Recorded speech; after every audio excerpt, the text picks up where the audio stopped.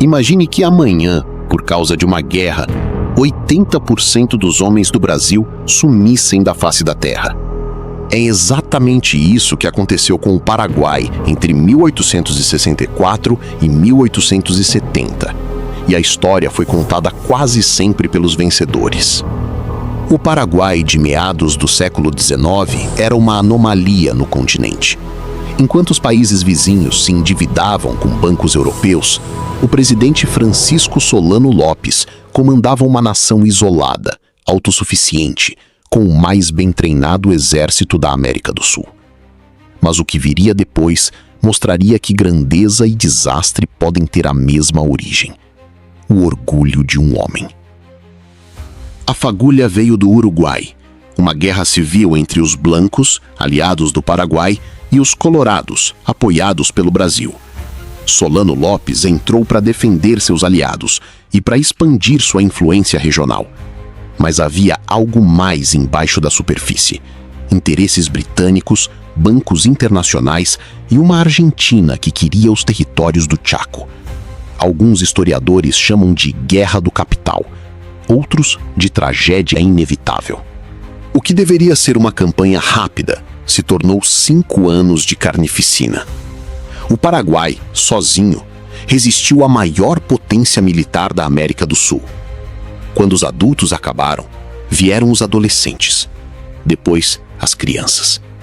Com bigodes pintados de carvão para parecer homens mais velhos, elas marcharam para a morte nas batalhas de Acosta Nhu e Lomas Valentinas. Isso não é ficção. É o que os documentos históricos registram.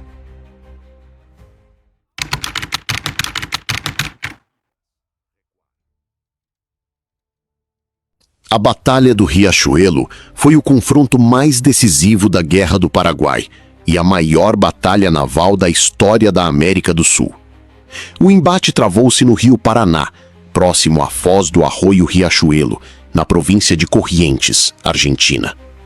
A vitória esmagadora da Armada Imperial Brasileira garantiu o controle absoluto dos rios da Bacia do Prata, isolando o Paraguai e impedindo o país de receber suprimentos e armamentos do exterior, o que alterou definitivamente os rumos do conflito.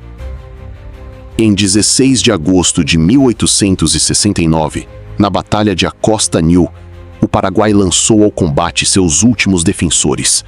Milhares de crianças, adolescentes e idosos mal armados enfrentando o exército aliado em um campo seco, cercado por fumaça e incêndios.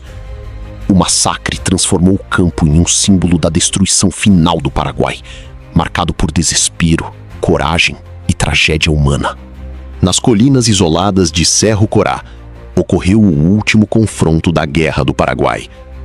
Cercado pelas tropas brasileiras, o Marechal Solano Lopes recusou a rendição e tentou escapar pelas margens de um riacho em meio à mata fechada.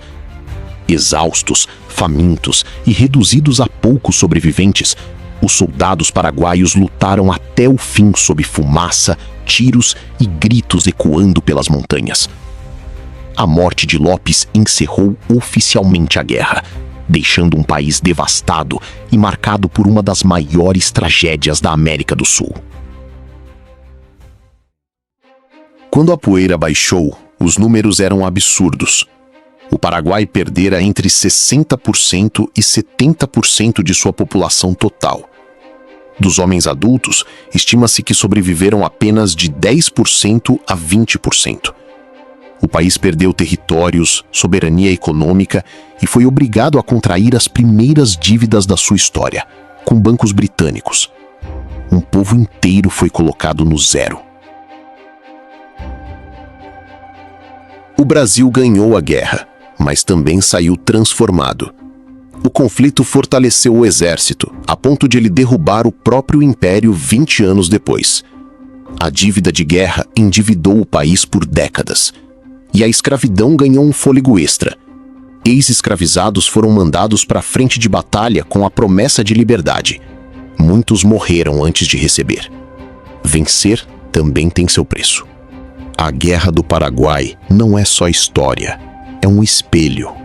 Mostra como interesses econômicos e políticos podem destruir nações inteiras.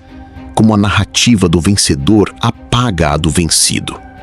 Como povos resistem, mesmo quando tudo parece perdido. O Paraguai sobreviveu.